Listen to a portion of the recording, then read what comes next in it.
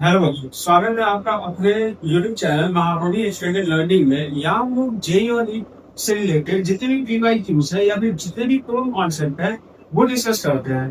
तो आप वीडियो को देखें और सीखें, और प्लीज लाइक एंड सब्सक्राइब कर वीडियो। ठीक है, तो हम लोग बिना बिना किसी देरी किए अपना आज का टॉपिक शुरू करते हैं। आज का टॉपिक हम लोग का है सेल्स, सीरीज एंड पैरेलल।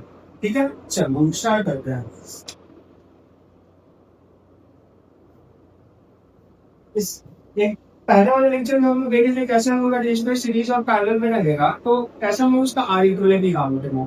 अब आज के लेक्चर में हम लोग क्या देखेंगे कि अगर सेल्फ सीरीज या पैरेलल में रहेगा तो उन सब का इक्विवेलेंट ई एल या इक्विवेलेंट ई कैसे मतलब निकालेंगे ना।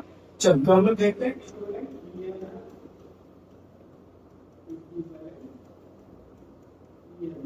cells in series and with cells in parallel. So उसका हम इसका करते हैं जब cells series में है ना।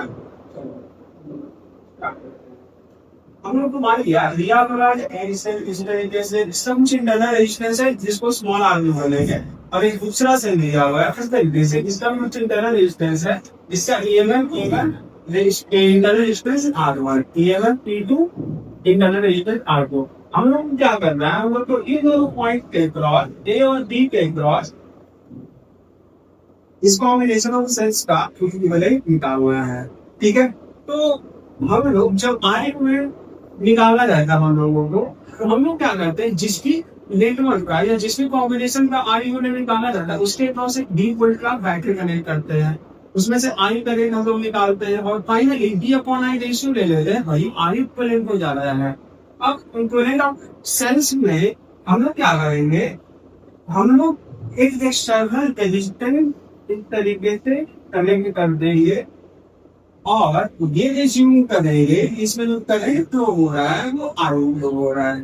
ठीक है, अब इसका एक हम लोग क्या चाहते हैं, इसका एक इक्विवेलेंट सेटअप चाहते हैं जिसमें बस हम एक ही बैटरी लगाए और एक ही इंटरनल रेजिस्टेंस से मेरा काम चल जाए, और यहाँ पर एक एक्सटर्नल रेजिस्टेंस लगाया गया है ना। ये क्या है, ई इक्विवेलेंट, और ये क्या है, स्मॉल आई इक्विवेलेंट। ये बहुत सारे E1 R1 E2 R2 और भी बहुत सारा सेल्स जो सीरीज में रहेगा उसके जगह पे हम बस एक ये इक्विवेलेंट चाहते हैं, है ना।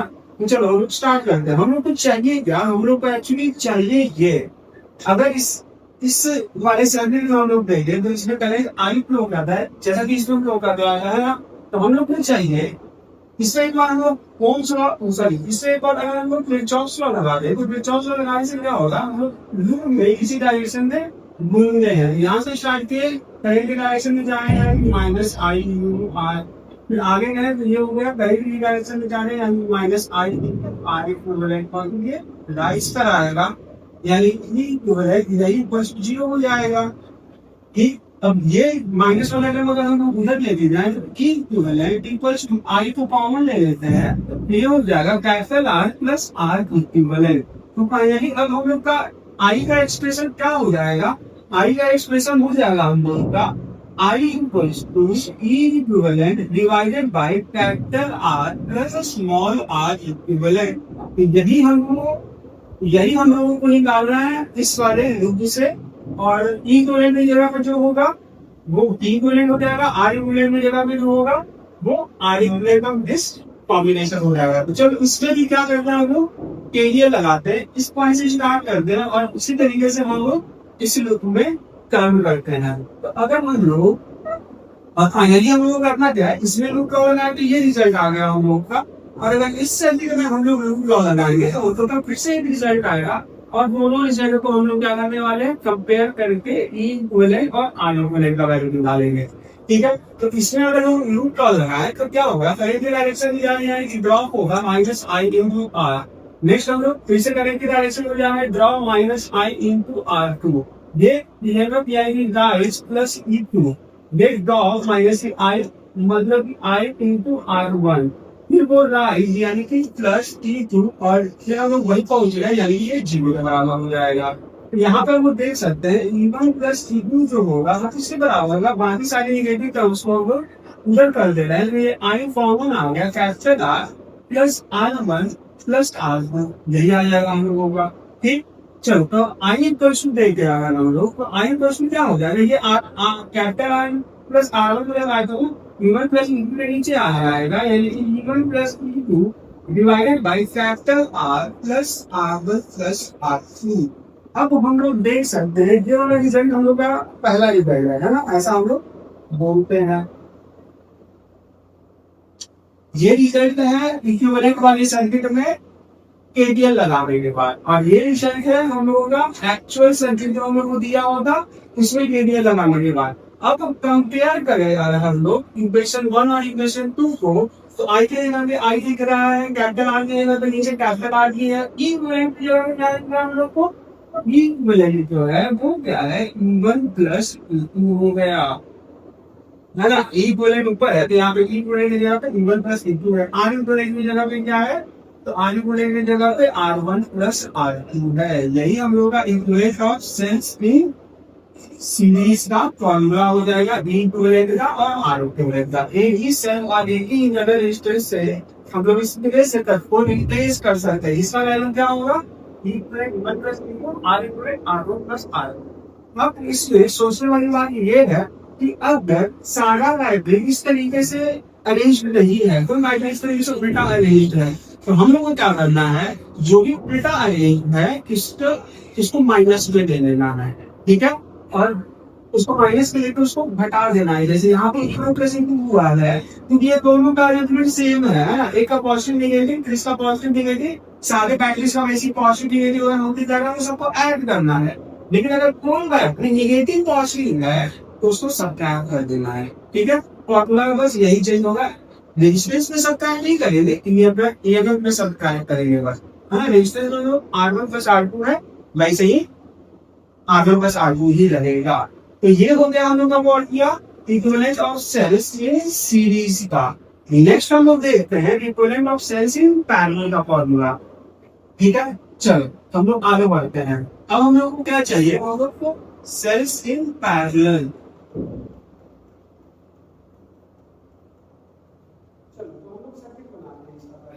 सर्किट कैसे बन जाएगा हम लोगों का, मान लिया कि एक सेल इस तरीके से है E1 और इसका भी क्या है R1, दूसरा इस तरीके से E2 और इसका भी क्या है R1, है ना। हम लोग क्या करना है, इसी तरह A और B के बीच इक्विवेलेंट निकालना है, ठीक।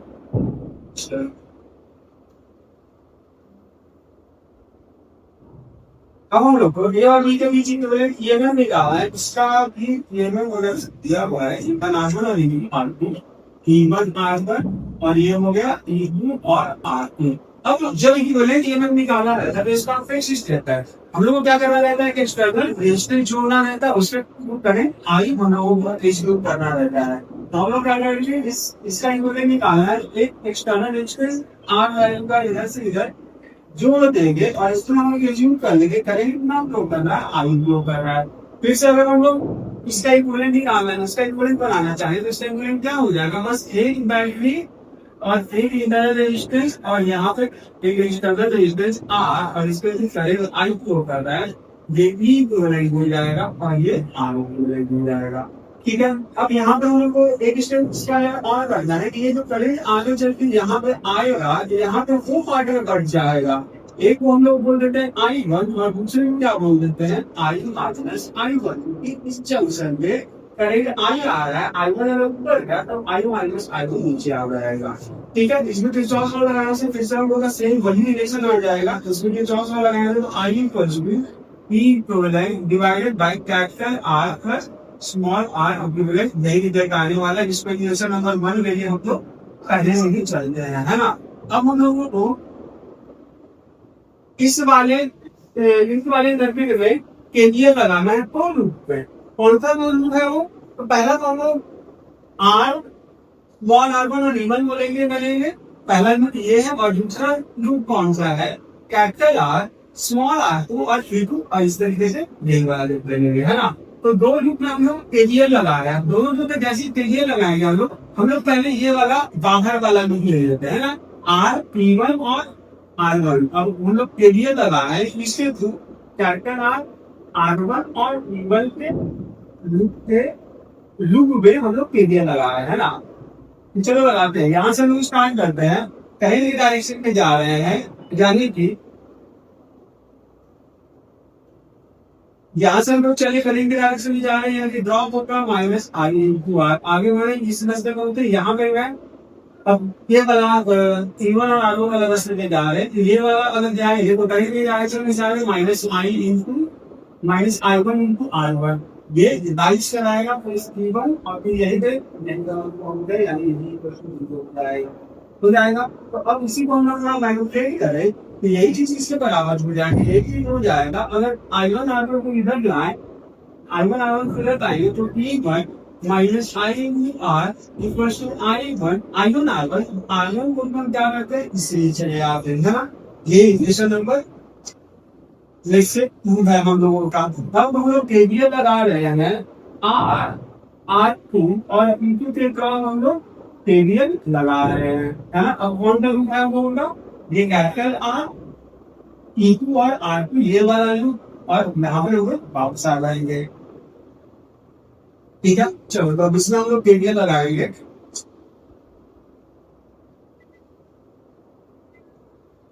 क्या लेना होगा माइनस आई इंटू आर, आगे बढ़े यहाँ से फिर यही करेंगे डायरेक्शन में, यानी minus I one R plus E two, और फिर यहाँ पे क्या यानी यही इक्वल्स टू डी हो गया। इसी को अगर हम लोग ब्रैकेट वगैरह करके लिखें ये क्या हो जाएगा minus I R minus I plus I minus I into R है I into R minus I into R two और plus I one into R two plus E two, यही इक्वल्स टू जीरो है। इसी को और आगे अगर हम लोग सिंप्लीफाई करें ये क्या हो जाएगा I1 वाला वैल्यू हम लोग उधर दे दें, यानी कि I into R minus I into R two plus E two,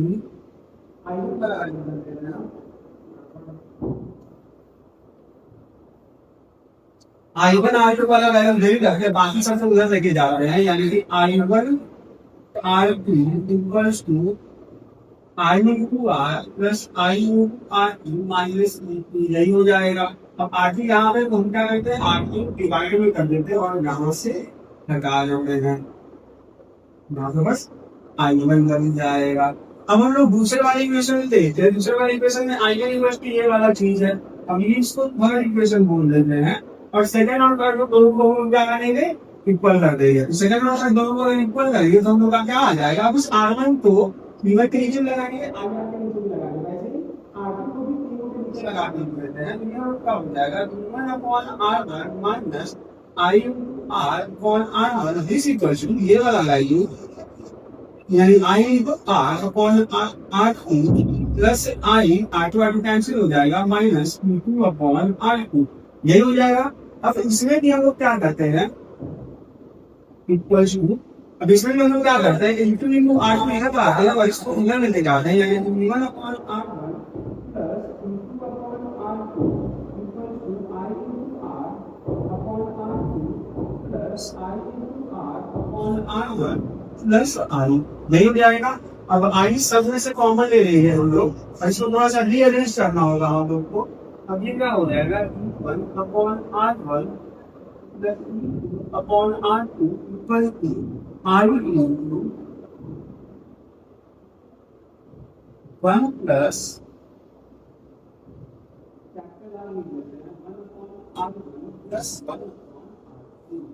यही हो जाएगा। आई सब में से कॉमन आ गया है, और I R root R1 plus R2 1 और R1 प्लस 1 R2 ये हो गया। इसके बाद हम लोगों को और भी थोड़ा सा कैलकुलेशन करना है ताकि हम लोग दिन से ये वेतन पे लाभ रखे और कुछ कर सके, ठीक है। चलो तो हम लोग और आर करते हैं,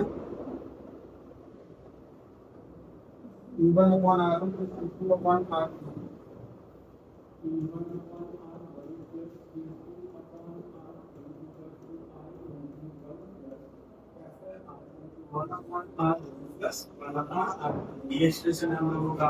अभी इस आगे को नीचे लेके आएंगे, यानी कि अब ऐसे भी रहे हैं बना R1 divided by R1 R2 division में आ जाएगा 1 प्लस कैपिटल R इंटू यहाँ में ऐसे ले लेते हैं आर वन आर टू, ऊपर ही हो जाएगा आर है ना। अभी भी हम लोगों का उस फॉर्मेट में नहीं आया है जैसा हम लोगों को चाहिए। हम लोगों को फॉर्मेट कैसे चाहिए, ऐसा I equal E equivalent divided by capital R plus small are equivalent. तो चलो हम लोग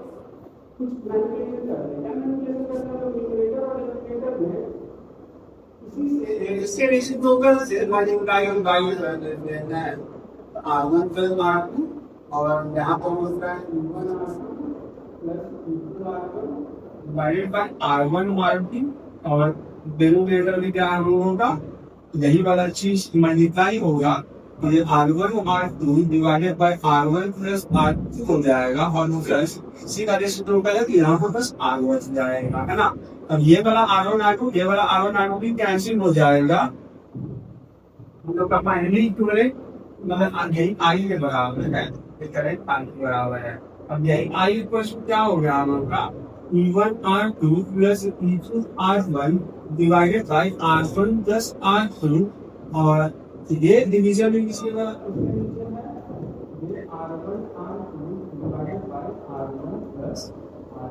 अब हम लोगों का जो एक्सप्रेशन है वो डिजायर्ड फॉर्म में है। जैसे कि हम लोग चाहिए था कि आई इक्विवेलेंट डिवाइडेड बाय, यहाँ आई देते हैं, यहाँ आर देते हैं, यहाँ जो है वो इक्विवेलेंट होगा, यहाँ जो है वो आई इक्विवेलेंट होगा। एक्सप्रेशन है यानी कि E equivalent equals to E1 R2 plus E2 R1 upon R1 plus R2, ये हम लोग का हो गया ई इक्विवेलेंट, और आर इक्विवेलेंट क्या हो गया, आर इक्विवेलेंट हो जाएगा R1 R2 divided by R1 plus R2।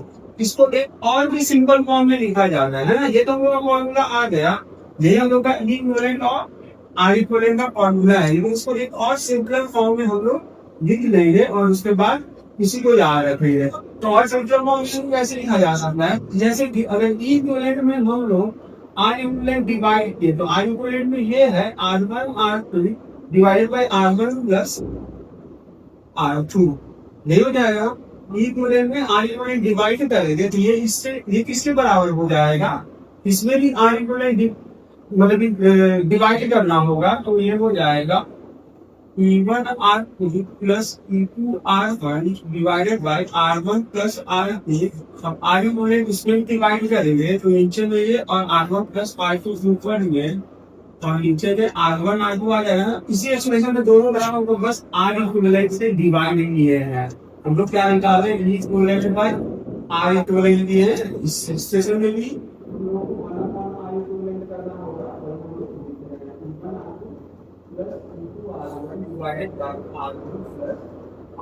है ना, ये एक्सप्रेशन आ जाएगा हम लोग का। यहाँ से हमको क्या मिलेगा, E equivalent by R equivalent,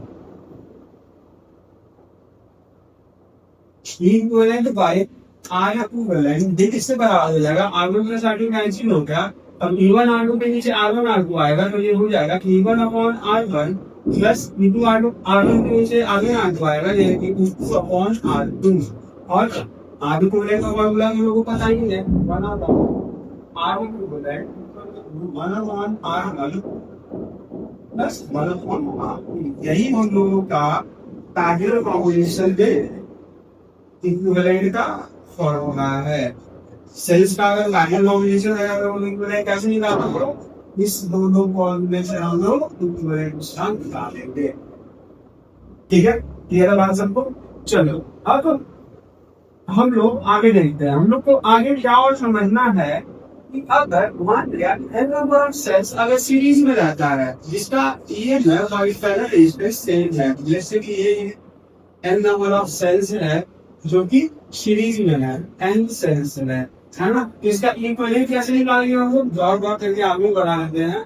इसका E और R है ना, E और R सबका ये ना P है और R है, तो E इक्विवेलेंट इस केस में क्या आ जाएगा, N टाइम्स E, ठीक है, और R इक्विवेलेंट क्या आ जाएगा, N टाइम्स R, ठीक है। तो जो इक्विवेलेंट आएगा उसका स्टेट फॉर्मूला बन जाता है ना। अब हम लोग पैरेलल ये देख रहे हैं, हम लोगों को पैरेलल में दिया रहा है तो उनका इक्विवेलेंट हम लोग को क्या निकालना है। अगर हम इस तरीके से पैक किया है और सबका ईएमआई का इंटरनल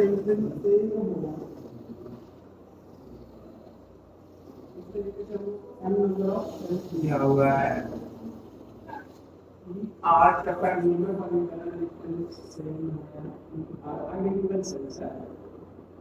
ठीक है। चलो तो अब इसका इक्विवेलेंट ईएमएफ हम लोग निकालेंगे तो वो क्या होता है, हम लोग फॉर्मूला का भी यूज कर सकते हैं। फॉर्मूला में क्या बोला गया हम लोग, अब देखो ये पैरेलल में है तो पहले आर इक्विवेलेंट हम लोग निकाल लेते थे, 1 बाय आर इक्विवेलेंट अगर निकाल लेते हैं सीरीज वाला का है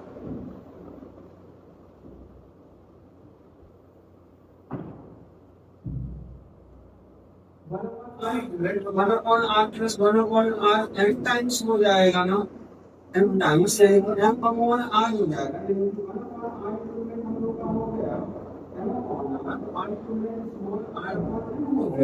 अब ई की वैल्यू अगर हम लोग निकालेंगे, ई की वैल्यू हम लोग निकालने के लिए आर की वैल्यू का टेंस करेगा हम लोगों का, तो ई की वैल्यू डिवाइडेड बाय आर की वैल्यू जो है यानी कि स्मॉल आर विभाग में एन, ये क्या हो जाएगा, ये E1 R1 यानी E upon R plus E upon R ऐसे ऐसे करके हम लोग का M टाइम्स हो जाएगा ना, यहीं पे हम लोग M कर देते हैं, M यहाँ पे मल्टीप्लाई कर देते हैं। अब यहाँ पे एक बहुत दर्जे वाला बात ये है, यहाँ से M कैंसिल, यहाँ से R कैंसिल, जो इक्विवेलेंट ईएमएफ आया है पैरेलल कॉम्बिनेशन में जो इक्वल मतलब same battery in the same internal resistance तो ई के ही बराबर आया है ना, ये हम लोग को याद रखना है। ठीक है, अगर बहुत सारा बैटरी जो कि सेम बहुत सारा आइडेंटिकल बैटरी जिसका ईएमएफ और इंटरनल रेजिस्टेंस सेम है तो इक्विवेलेंट ईएमएफ आता है कि किसी एक बैटरी के कारण ही जो कि ई है वही आता है। ठीक है, चलो एक और छोटा सा टॉपिक हम लोग को देखना है जैसे कि ये वाला टॉपिक, अगर मान लिया कि हम लोगों को एक 6 वोल्ट का बैटरी दिया हुआ है और इसका इंटरनल रेजिस्टेंस 6 वोल्ट का बैटरी दिया हुआ और इंटरनल रेजिस्टेंस 1 ओम दिया हुआ है और एक एक्सटर्नल रेजिस्टेंस इससे ऐसे कैसे करंट दिया हुआ है। ठीक है, तो अगर हम लोग को ये करंट निकालना है सच दैट ये जो कैपिटल आर इसका वैल्यू मान लिया कि 0.1 इसके आगे बोल रहे हैं कैसे आगे डालेंगे इक्विवेलेंट ये ना आपको क्या आ जाएगा इवन प्लस इक्विवेलेंट से 12 वोल्ट आर इक्विवेलेंट में आ जाएगा 2 तो हम लोग का जो I1 करेंगे होगा वो क्या होता है E equivalent divided by capital R plus small are equivalent यानी कि 2 यानी कि ये हो जाएगा 12 अपॉन 0.1 कितना एम्पियर हो जाएगा। ठीक है, अब सेम अगर हम लोग पैरेलल में ज्वाइन कर दें, यही वो बैटरी अगर हम लोग पैरेलल में ले लें 6 वोल्ट 1 ओम, फिर से इससे पैरेलल में 6 वोल्ट और 1 ओम मिले और उसको एक एक्सटर्नल रेजिस्टेंस में ज्वाइन कर दें तो आई क्यू इसको बोल देते हैं। यहाँ पे आई क्यू क्या आ जाएगा, ई इक्विवेलेंट अपॉन आर इक्विवेलेंट, तो ई इक्विवेलेंट किसका क्या लगा हुआ है, इसका ई इक्विवेलेंट आर इक्विवेलेंट को 0.5 ओम्स आएगा, E equivalent upon 0.5 equals to E1 upon R1 6 upon 1 6 upon 1 6 plus 6 E equivalent इसका क्या आ गया 12 into 0.5 इक्विवेलेंट एरिया का तो लिखेंगे 12.5 क्वांटिटी में डिवीजन में जाएगा कैपिटल आर, यहाँ हम कैपिटल आर का वैल्यू 0.1 होगी है तो 0.1 plus R equivalent small are equivalent कितना है 0.5 ये हो गया 12.5 डिवाइडेड बाय 0.6 ये क्या है यानी 10 एम्पियर। यहाँ पे करेंगे तो हम लोग अगर देखना है ये है क्या I1 को होगा 12 डिवाइडेड बाय 2.1 और यहाँ पे 10 यानी 12 में 31 वैल्यूज का रेशियो आ गया। ठीक है, तो एक बहुत इंपॉर्टेंट रिजल्ट है यहाँ का, अगर रेजिस्टेंस को हम लोग बढ़ा देंगे एंड फ्रॉम इंटरनल रेजिस्टेंस तो थोड़ा सा डिफरेंस होता है। क्या डिफरेंस होता है बस उसको हम लोग देख देते हैं। हाँ, यही डिफरेंस होता है। अगर बड़ी मान लीजिएगा हम लोग 10 एम्पियर ले लें 10 ओम ले लें तो थोड़ा अंतर आएगा। अब हम लोग को ये वाला पॉइंट समझना है, in order to get more current from a combinator of two batteries, they will be joined in parallel. इससे तो external impedance is small। अगर external impedance small है तो बैटरीज को पैरेलल में ज्वाइन करना रहता है ज्यादा करंट ड्रॉ करने के लिए। And a series, if the external resistance is large as compared to the internal resistance, ये बहुत ही important point है, ये हम लोगों को याद रखना है। ठीक है, तो बाकी नेक्स्ट क्लास में, और I hope you like the video, और नेक्स्ट वीडियो तक बाय।